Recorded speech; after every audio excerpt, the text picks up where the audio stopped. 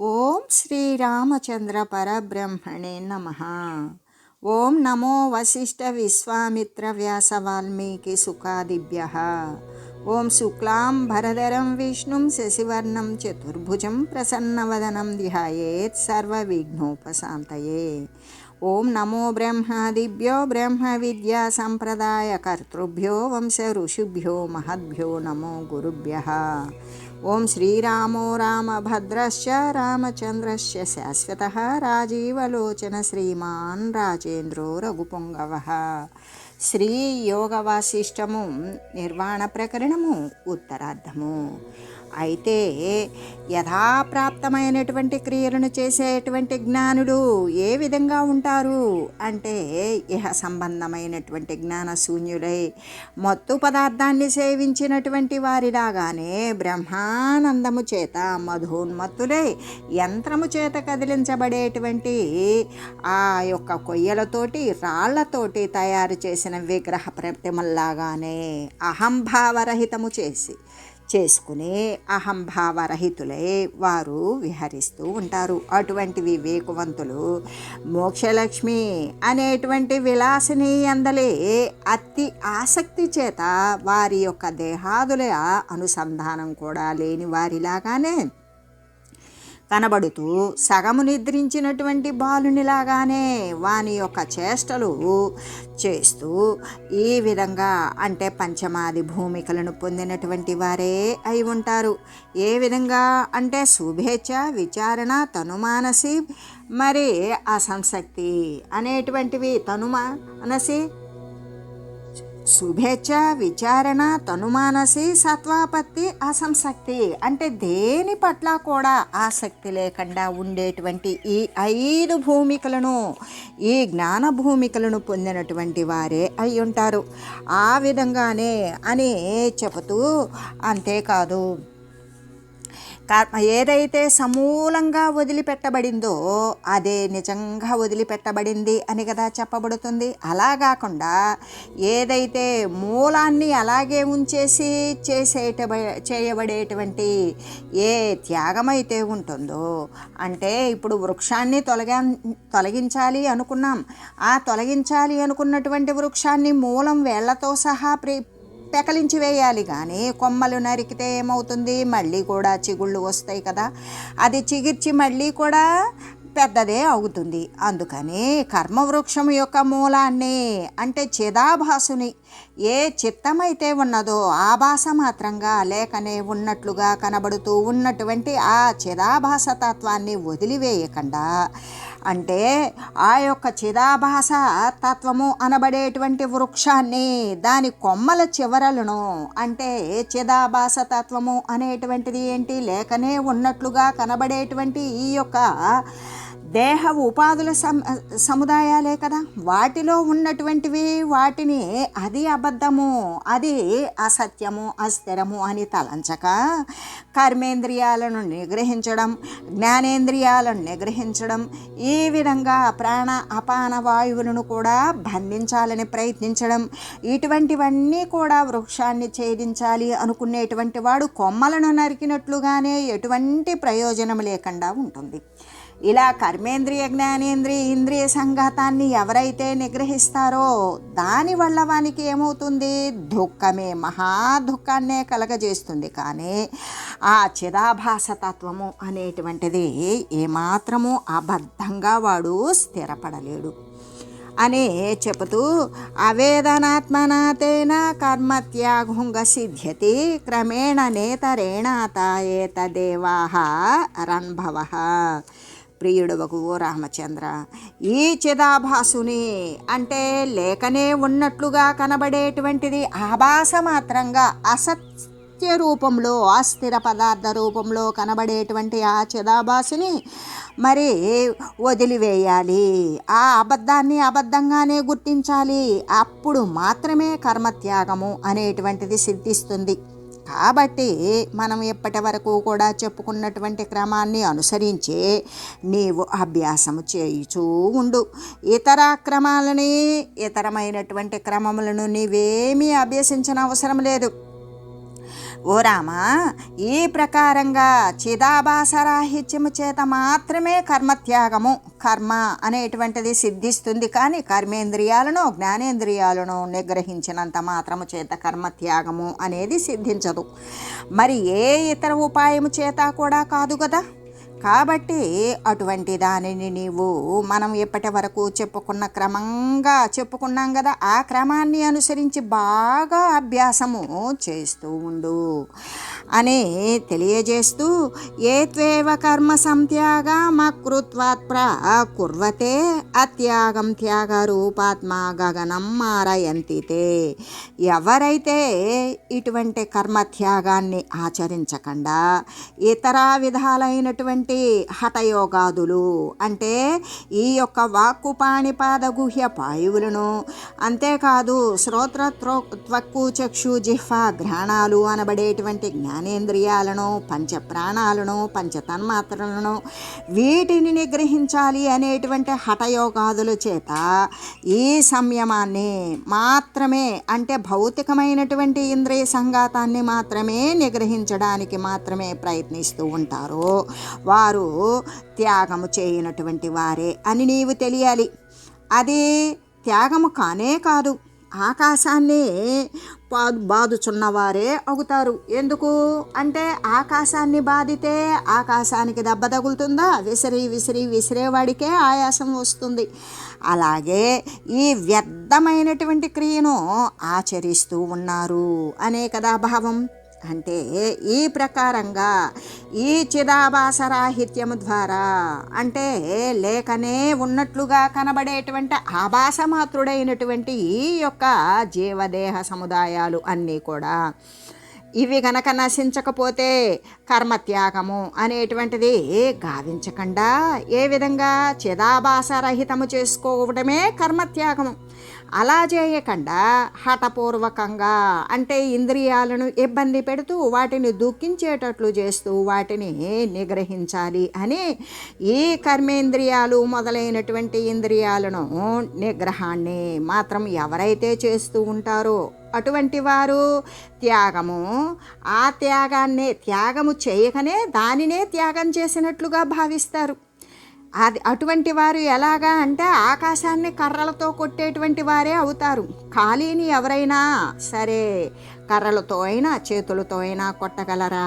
అదంతా కూడా ప్రయోజనరహితమైనటువంటిదే కదా అని భావిస్తూ బోధాత్మకతయా కర్మ త్యాగ సంపద్యతే స్వయం దగ్ధబీజ నిరిచ్చోచ్చైర క్రియైవ భవేత్ క్రియ.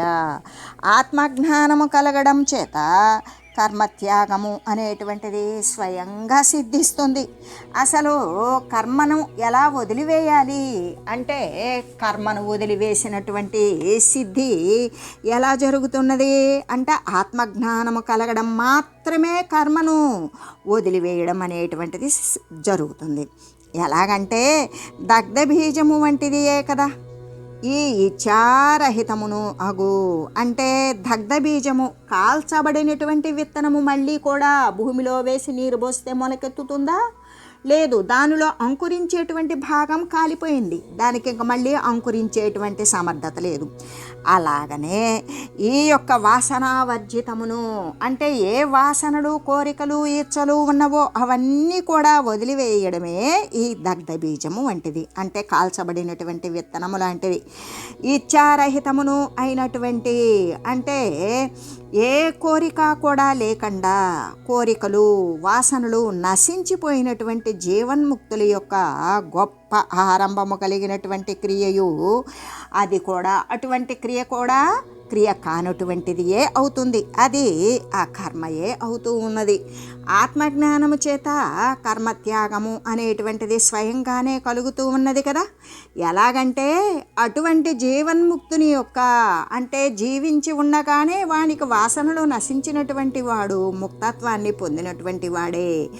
ఆ జీవన్ముక్తుని యొక్క ఇచ్ఛారహితమైనటువంటి వానికి ఏ కోరికలు వాసనలు ఉండవు, అవి నశించిపోయినా పోయినప్పుడు గొప్ప క్రియయు కూడా, అటువంటి చేసే ప్రయత్నం కూడా గొప్ప క్రియే అయినా అది ఎలా ఉంటుంది అంటే దగ్ధమైన బీజము కలదియే అవటం బట్టి, అది ఏ విధంగా అంటే కాల్చబడినటువంటి విత్తనములాగానే అది క్రియే అయినప్పటికీ కూడా ఆ క్రియయే అవుతూ ఉన్నది అని తెలియజేస్తూ, బుద్ధీంద్రియే హితం కర్మ సఫలం రసభావనాత్ వేష్టితవ్యం కుదాంనేవ స్పందాన్యో నిష్ఫలోంగః.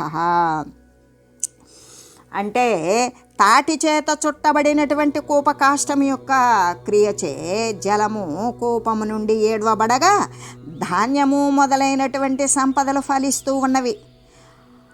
అంటే ఏ విధంగా ఎప్పుడంటే అనేక కాలువల వసతులు, అనేక ఈ మోటారు వసతులు, యంత్ర పరికరాలతోటి నీటిని పంటలకు అంటే సస్యాలకు పెట్టుకునేటువంటి విధానం అనేది సౌకర్యవంతంగా వచ్చింది, కరెంటు మోటార్లు వాటితోటి. అంతకుముందు ఇలా ఉండేది కాదు.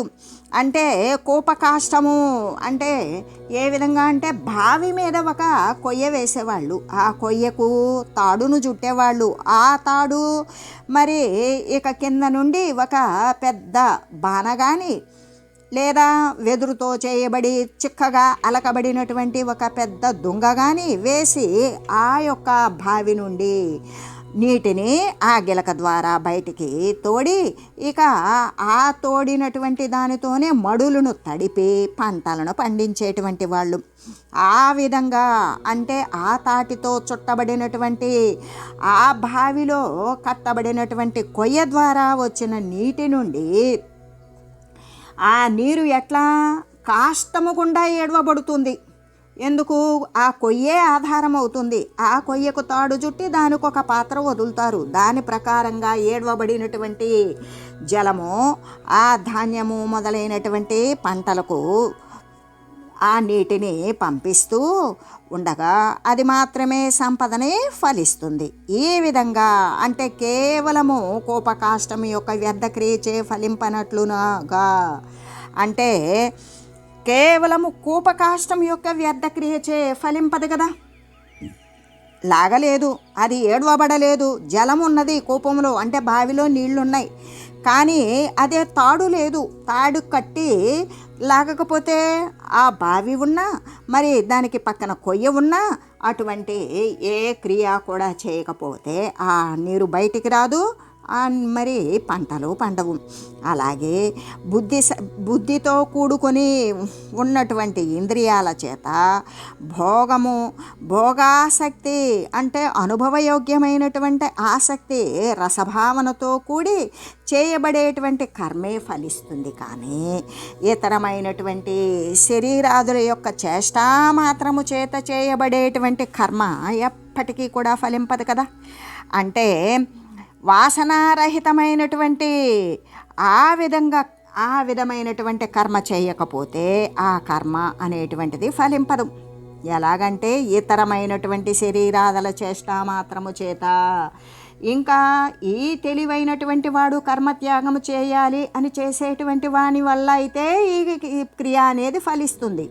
అంతేకాని ఇతరమైనటువంటి శరీరాదుల యొక్క క్రియల చేత చేయబడినప్పటికీ కూడా ఈ వాసనారహితమైనటువంటి కర్మ అనేది ఫలిస్తుందా? ఫలింపదు అని చెబుతూ, అంటే త్రాడు చేత చుట్టబడినటువంటి ఆ బావి యొక్క కొయ్య యొక్క క్రియ చేత జలము ఆ బావి నుండి ఏడవబడి ధాన్యము మొదలైనటువంటి సంపదలను ఫలిస్తుంది కదా. అలాగుననే కేవలము ఆ యొక్క బావి ఆ కొయ్య యొక్క వ్యర్థమైనటువంటి క్రియ చేత ఫలిస్తుందా? తాడు లేకుండా లోపల వేసేటువంటి దుంగ లేకుండా అది అలా ఫలించదు. ఏ విధంగా అంటే తోడబడేటువంటి తొట్టి లాంటిదో బాణ లాంటిదో వేయడం కానీ తాడుతో లాగడం వల్ల కానీ అయితేనే ఫలిస్తుంది. ఆ రెండూ లేకుండా కేవలము బావి కొయ్య మాత్రమే ఉంటే వాటి యొక్క వ్యర్థక్రియ చేత ఫలిస్తుందా? లేదు కదా. అలాగే ఈ బుద్ధితో కూడుకొని ఇంద్రియాల చేత భోగాసక్తి రసభావన చేత కూడుకొని చేయబడేటువంటి కర్మ మాత్రమే ఫలిస్తుంది. కానీ ఇక్కడ వాసన లేనటువంటి కర్మ, వాసనలు నశించినటువంటి కర్మ ఫలించదు కదా అని చెబుతూ, కర్మత్యాగే స్థితే బోధ జీవన్ముక్తో వినాశనః గృహే తిష్టత్వరన్యేవ శామ్యత్వభ్యేతువోదయం. జ్ఞానము చేత కర్మత్యాగము చేయబడగా ఇంకా వాసనారహితుడైనటువంటి జీవన్ముక్తుడు గృహమందే ఉండినప్పటికీ లేకపోతే అరణ్యమునందు ఉన్నప్పటికీ కూడా ధనము మొదలైనటువంటి సంపదలతో కూడి ఉన్నప్పటికీ లేకపోతే కూడక ఉండినప్పటికీ కూడా సమానమే కదా. ఎలాగంటే జ్ఞానము చేత అంటే ఎవడికైతే జ్ఞానము అనేటువంటిది సిద్ధించిందో దాని ద్వారా కర్మత్యాగము అనేది చేయబడాలి. ఆ జ్ఞానం ద్వారానే ఆ జ్ఞానము చేతనే కర్మ అనేటువంటిది వదిలిపెట్టబడగా ఇంకా వాడు వాసనారహితుడే అవుతాడు. ఏ కోరికలు లేనటువంటి జీవన్ముక్తుడు వాడు జీవించి ఉండగానే ముక్తత్వాన్ని పొందినటువంటి వాడు ఇంటినందున్న అరణ్యములో ఉన్న వాడు సంపదలతో కూడి ఉన్నా లేక దరిద్రముతో అసలు బాధ అనేది లేదు. దరిద్రముతో ఉన్న వాడికి ఆ రెండు కూడా సమానమే. అంటే జ్ఞానము చేత కర్మత్యాగము సిద్ధించబడింది. వాడు వాసనారహితుడైనటువంటి జీవన్ముక్తుడు. వాడు ఇంటి అందే ఉండుగాక లేక అరణ్యమునందే ఉండుగాక, ధనము మొదలైనటువంటి ఐశ్వర్యయుక్తుడై అయ్యుండుగాక లేక దరిద్రుడే అయ్యుండుగాక, అతడు ఎల్లప్పుడూ కూడా సమానంగానే ఉంటాడు. గేహమేవోపశాంతస్య విజనం దూరకాననం అశాంతస్యాప్యారణ్యాని విజనా సజనాపురి. జ్ఞానము చేత ప్రశాంతి పొందిన మనుజునకు గృహమే నిర్జనమైనటువంటి దూరమైనటువంటి అడవియే అయ్యున్నది. అశాంతునకైతే అంటే శాంతి లేనటువంటి వానికి జనము లేకపోయినప్పటికీ కూడా మహా అరణ్యమే అయినప్పటికీ కూడా అతనికి జనముతో కూడుకున్నట్లుగానే మరి ఉక్కిరి బిక్కిరిగా ఉన్నటువంటి పట్టణమే అవుతుంది అని చెబుతూ, అంటే జ్ఞానము చేత ప్రశాంతి నొందినటువంటి మనుజునకు గృహమే ఏ విధంగా ఉంటుంది? జ్ఞానము చేత వాని యొక్క మనసు ప్రశాంతత అయిపోయింది. అటువంటి మనుజునికి గృహమే అంటే వాడు ఇంటిలో ఉన్నప్పటికీ కూడా జనమే లేనటువంటి అడవితో సమానంగా ఉంటుంది. దూరమైనటువంటి జనావాసానికి దూరంగా ఉన్న అరణ్యంలో ఉన్నంత ప్రశాంతత వానికి చేకూరుతుంది వాడు ఇంటి యందు ఉన్నప్పటికీ కూడా జ్ఞానముతో కూడి ఉన్నప్పుడు. అదే అశాంతితో నిండిపోయిన హృదయం కలిగినటువంటి వానికైతే వాడు ఆ చెట్టడవి కారడవి ఉన్నప్పుడు కూడా జనావాసానికి దూరంగా ఉన్నటువంటి నిర్జన అరణ్యంలో ఉన్నా కూడా అనేకమైనటువంటి మరి వాని యొక్క గుంపులుగా ఉన్నటువంటి ఆలోచన పరంపరలతో కూడుకొని జనములో ఉన్నట్లుగానే మహానగరాలలో ఉన్నట్లుగానే గజిబిజిగా తికమకగానే ఉంటుంది అని తెలియజేస్తూ, పరిశాంతమతిర్జ్ఞస్య స్వప్నేప్య ప్రాప్త మానవ నిర్మల వితత హృద్యేవ వనభూమిక. ప్రశాంతమైనటువంటి బుద్ధి కలిగిన జ్ఞానికి స్వప్నమందైనను కూడా మనుజ సంసర్గము లేనిదియే అయి ఉంటుంది. ఎలా మాలిన్యరహితమై నిర్మలమై ఉంటుంది, విశాలమై ఉంటుంది. మిగుల రమణీయమైనటువంటి వనభూమి అంటే ఆ అరణ్య భూమి జన అనేటువంటిది లేకుండా ఈ జనావాసం అనేటువంటిది లేకుండా ఉండేటువంటి నిర్జనమైనటువంటి ప్రశాంత అరణ్య భూమి వాని యొక్క హృదయమునందే విరాజిల్లుతూ ఉంటుంది ప్రశాంతమైనటువంటి జ్ఞానికి. వానికి స్వప్నమునందైనా సరే ఏమాత్రము వానికి కలలోనైనా సరే మనుషుల యొక్క సంసర్గము మనుషుల యొక్క కలయిక అనేటువంటిది లేనంత ప్రశాంతంగా ఉంటుంది. అంటే ప్రశాంత బుద్ధి కలిగినటువంటి జ్ఞానికి వాడు కలయందైనా సరే మనుజుడు కానరానటువంటిదే అయినా మాలిన్యరహితమైన విశాలమై కనబడేటువంటి మనోహరమైనది అయిన ఆ అరణ్య భూమి తన యొక్క హృదయమునందే ఉంటుంది అని చెప్తూ, జ్ఞస్య నిర్వాణ దృశ్యస్య నిస్పందార్థాన భూమయి శాంతాశేష విశేషార్థ జగదేవ మహాటవి. జ్ఞానము అనేటువంటి అగ్ని చేత శమించిన దృశ్యము కలిగినటువంటి జ్ఞానికి ఈ జగత్తే పదార్థాల చలనములేవి, పదార్థాల యొక్క చలనము లేనియు ఆకాశమయమును అంటే ఆకాశముతో నిండిపోయినది, చిదాకాశముతో నిండిపోయినటువంటి సమస్త విశేష పదార్థాలు కూడా శమించిపోయి ఉన్నటువంటి మహా అరణ్యమే అయి ఉంటుంది. ఎవరికి అంటే దృశ్యభావము. ఈ దృశ్యమాన జగత్తు అస్థిరము అని ఎప్పుడైతే తెలిసిందో ఇక ఆ దృశ్యం అనేటువంటిది వాని దృష్టి పదంలో నశించిపోయే ఉంటుంది. అటువంటి జ్ఞానికి అసత్తైనటువంటి దృశ్యం ఎప్పుడైతే అసత్తుగానే నశించిపోయిందో ఈ జగత్తు యొక్క పదార్థాల చలనము కూడా లేనిదియే అయి ఉంటుంది. అంటే ఏమీ లేనిది అయి సర్వము తానై నిండి ఉన్నదై ఆకాశముతో నిండినది అయి సమస్త విశేష పదార్థాలు కూడా శమించినది అయినటువంటి మహా అరణ్యమే అయి ఉంటుంది అని చెబుతూ అనంత సంకల్పనతో హృదయస్థ జగత్స్థితే హృద్యేవ వర్తతే భూమిర్గ్నస్యాఖిల సాగర. అనేక సంకల్పాలతో కూడి ఉండేటువంటి వాడు హృదయమున జగత్తు యొక్క స్థితిని ధరించువాడు అయిన అజ్ఞానికి హృదయమునందే సర్వ సముద్రాలతో కూడినటువంటి పృథ్వీ విద్యమానమే ఉంటుంది. అంటే కనబడుతూ సత్యమై కనబడుతూ ఉంటుంది. ఎవనికి? అనేక సంకల్పాలతో కూడి ఉండేటువంటి వానికి. వాడు అజ్ఞానియే కదా. అనేక సంకల్ప వికల్పాలతో కూడి ఉండేటువంటి వానికి ఈ దృశ్యమాన జగత్తంతా సత్యముగానే కనబడుతూ ఉంటుంది. అటువంటి అజ్ఞానికి ఈ యొక్క హృదయమునందే సప్తసాగరాన్వితమైనటువంటి భూమి వాడు ఒంటరిగా ఉన్నప్పటికీ కూడా ఈ అనేక ద్వీపాలు మరి సప్త సముద్రాలు కలిగినటువంటి భూమి వాని యొక్క హృదయంలో మెదలుచునే ఉంటుంది. అంతేకాదు జగత్తంతా కూడా అతని యొక్క హృదయమునందే స్థితి కలిగి ఉంటుంది అని చెబుతూ, అంతేకాదు అజ్ఞానియగు దీన మనుజునకు అంటే దీనుడు ఎవడై ఉన్నాడు? సత్యము గురించి స్థిరమైన పదార్థము గురించి తెలియనటువంటి వాడే దీనజనుడు అయ్యున్నాడు. అటువంటి వాడు అజ్ఞానియే కదా.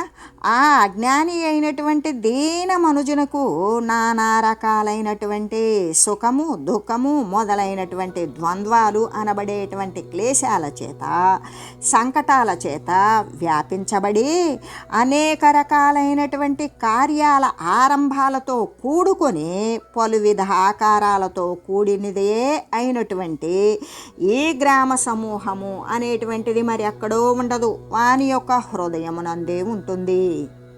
వివిధ కార్య వికార దశామయీ సపురపత్తన మండల పర్వత ముకుర కోసేవ ప్రతిబింబిత హృదయ భవత్యమాల మలినే మహి.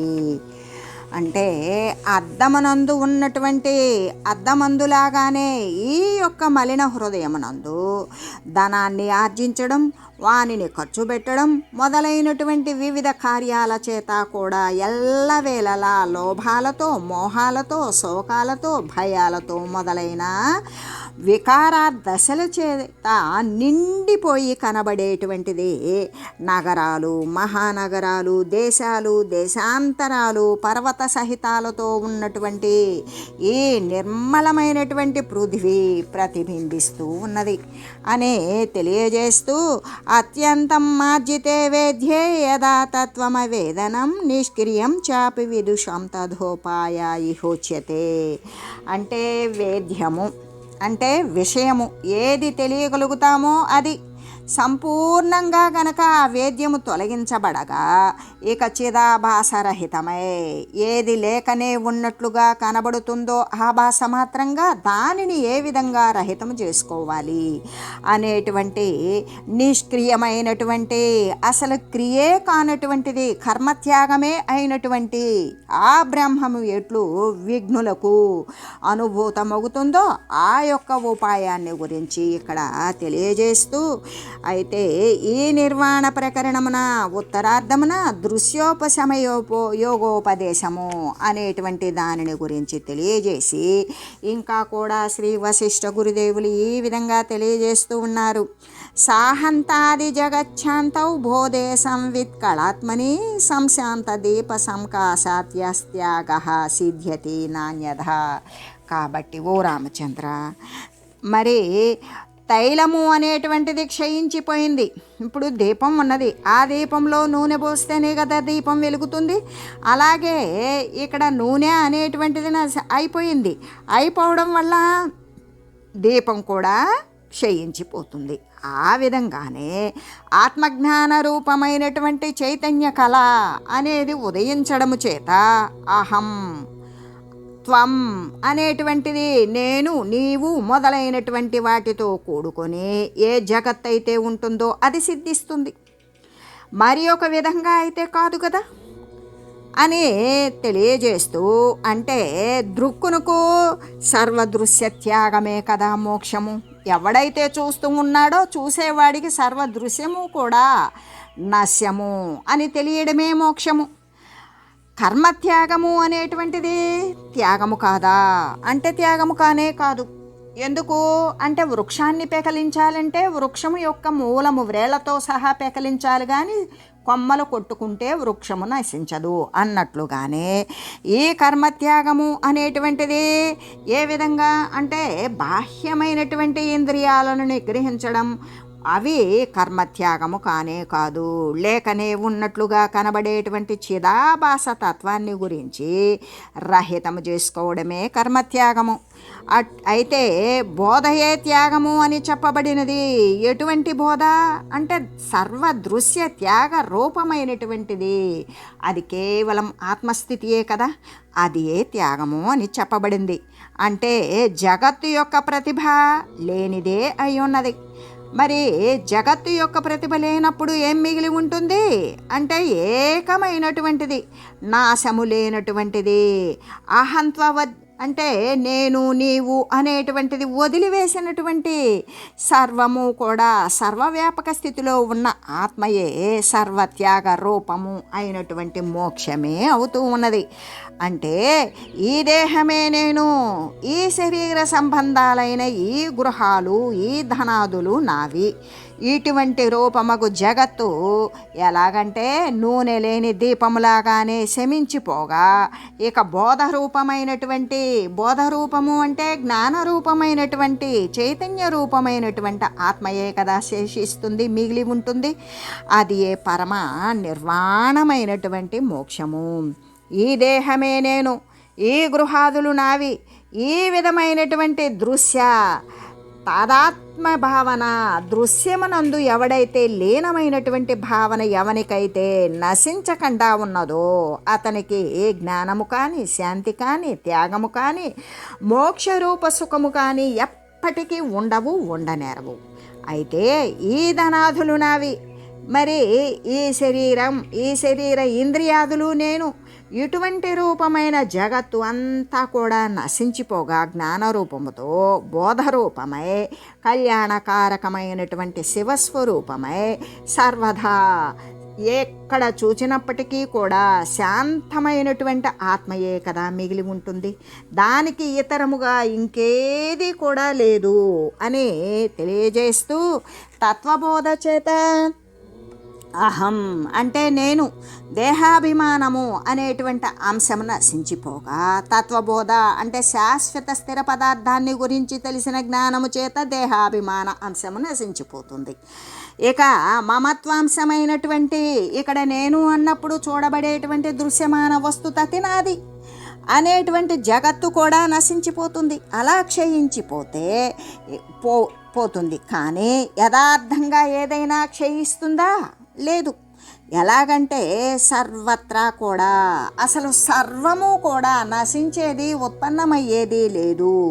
సర్వత్రా నిర్వాణ ఘనమై ఏకమైనటువంటి ఆత్మయే కదా స్థితి కలిగి ఉన్నది అని తెలియజేస్తూ ఓం మంగళం శ్రీ గురుదేవాయ మహనీయ గుణాత్మనే సర్వలోక శరణ్యాయ సాధురూపాయ మంగళం. ఓం మంగళం కోసలేంద్రాయ రామాయ రామభద్రాయ చక్రవర్తి తనూజాయ సార్వభౌమాయ జానకీ వల్లభాయ శ్రీరామచంద్రాయ మంగళం. ఓం తత్సత్.